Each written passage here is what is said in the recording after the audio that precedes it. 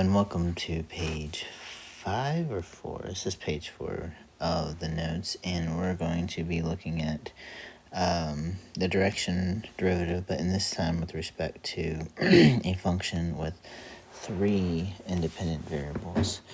And so again, we're going to do the same. We're going to find the directional derivative. So I'm just going to do the dot product of our gradient times our unit vector. So the first thing we'll do is I'm going to find the gradient. So the gradient is just going to be, the gradient of f is just going to be all the partial derivatives. Make sure I write this correctly. X, y, z. And that's just going to give us the vector of all of our partial derivatives with respect to x, y, and z. So let's go ahead and do that.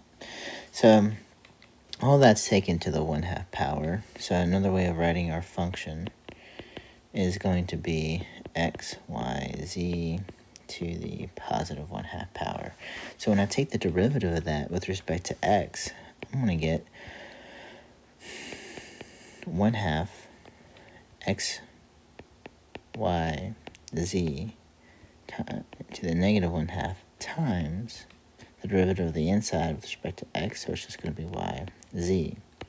Same thing for y, I'm going to have 1/2 x, y, z to the negative 1/2 times the derivative of y, which is going to be x, z.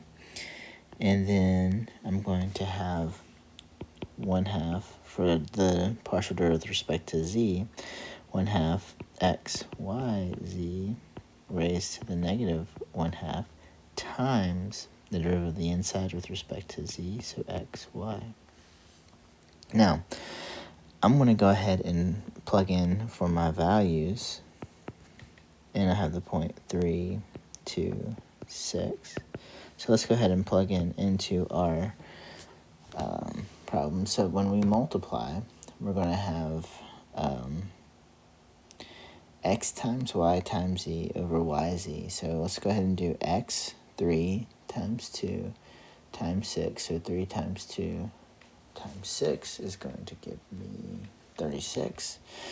And then I'll have on top 3 times 3. So, and then on top I'll have 2 times 6. So that first value is going to give me 12 over 2 square roots of 36. All right. The next one, xz is on the top, so 3 times 6 is going to be 18 over 2 radical 36. And then I have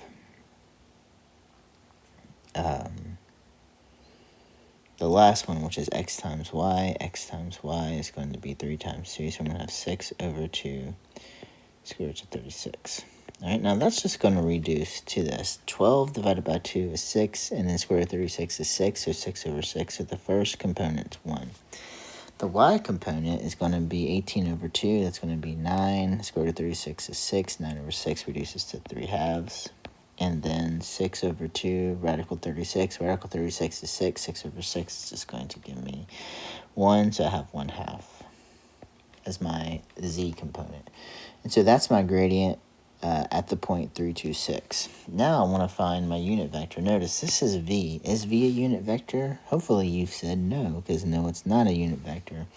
So we have to find the unit vector. So to do the unit vector, we're going to take our vector, which is -1, -2, and 2, and we're going to divide that by the magnitude of our vector, which is going to be -1 squared plus -2 squared plus 2 squared. And so we get I'll just go ahead and put the vector on the side, -1, -2, 2. And we have 1 squared is 1, 2 squared is 4, -2 squared is 4. And so we have 1 plus 4 plus 4. We get 9. So we have 1 over radical 9, or 1/3. And then we multiply. So our unit vector is just going to be -1/3, -2/3, and +2/3. And so now we have a unit vector. And now I can go ahead and find the derivative our directional derivative at the point 3, 2, 6, which is just going to be the gradient of f at 3, 2, 6 dot our unit vector. And so we're going to have 1, 3 halves, 1 half, dot negative 1/3, negative 2/3, and 2/3. All right, so let's go ahead and multiply. So 1 times negative 1/3, it's going to be negative 1/3 plus 3 halves times negative 2/3. This is going to be minus 1. So we'll go ahead and minus 1. And then we have 1 half times 2/3, which is going to be plus 1/3. And so when we do that, our directional derivative is just going to, at that point, is going to be negative 1. All right. Now, moving on, maximizing the directional derivatives. Suppose f is a differentiable function of 2 or 3 variables. The maximum value of the directional derivative is just going to be, just the magnitude of the gradient of f. And it occurs when u has the same direction as the gradient vector. So, if you recall, I'm just going to give you a brief example of what this is, because what the gradient allows us to do, it pretty much relates what we're dealing with the grade of a surface, all right? And grade meaning, the climb of our surface, and so at a specific point. So again, say I had, a surface that was like this, all right? Say we had, a part of a sphere, and we have a point on that sphere, all right? Our directional derivative, can be that point on the sphere. It can be, this point on the sphere. All right, that's what the directional derivative is going to give me. And what I want to do, again, it could, point down, all right? It just depends on where our point is on the surface. And so that's why it relates to climb. It tells us how steep we're at a certain point. And so what we want to find is, okay, for our directional derivative, where is going to be, the steepest? Where can we maximize our directional derivative? And so in order to do that, let's first go ahead and write out what the directional derivative is. So again, we have the directional derivative of our function, all right, and we'll just say xy. And that's equal to just the gradient of xy dot the unit vector. All right? So that's, again, this is just from earlier where we're taking the directional derivative but representing it as the dot product. But if you recall, we can also represent the dot product between these two vectors as the magnitude of our function times the magnitude of u. So the magnitude of the first vector times the magnitude of the second vector times cosine theta. Right, and that also gives us the dot product. So again, this also gives us the directional derivative. But if you recall, that's the unit vector. So what's the magnitude of the unit vector going to be? It's just going to be 1. So I have del of f of xy. Again, this is our function, so it could be fx. Again, I realize that that's fx there. But I just did it with the two terms. All right, times cosine theta. But if you recall, what's the maximum cosine theta can be? 1.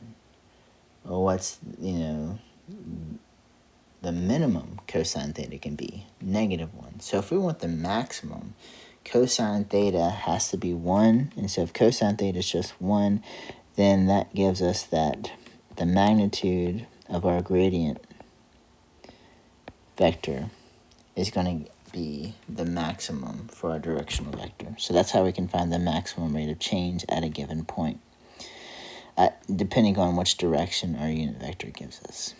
All right? So let's go ahead and apply that. So find the maximum rate of change of f at a given point and the direction in which it occurs. So let's go ahead and find, again, our gradient first. So we're going to go ahead and find del of f of st.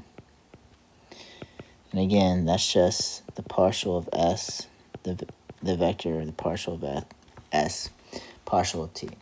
So we go ahead, we do this, and we're going to get the derivative of t e to the st with respect to s is going to be just t squared e to the st. And then the derivative of a derivative of a function with respect to t is going to be a product rule. So the derivative of the first, which is t, so e to the st. Derivative of t is just 1, all right? Plus derivative of e to the st, which is just going to be s e to the st. So we're left with st e to the st. All right, now we have a point, and so we're going to find that point at 0, 2. So when I plug in to my gradient, I need to write, that's going to be 0, 2 of our gradient. We're going to get, so 2 squared is 4, e to the 0 is 1, so 4, and then we have e to the st, which is going to be 1, and then but we have a 0, so then it's just going to give us 4, 1. All right, and is the direction of maximum rate of change, and the maximum, so here we have the direction of the maximum rate of change, and next what we want is we want to find the maximum rate of change. So direction, so that's one of our answers, that's direction. And now to find the actual maximum rate of change, we're going to go ahead and take the magnitude of our gradient, which is just going to be the magnitude of 4, 1, which is going to be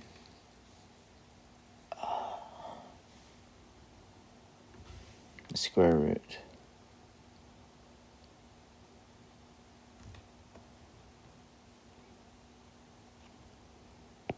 of 16 plus 1, which is just going to give us the square root of 17.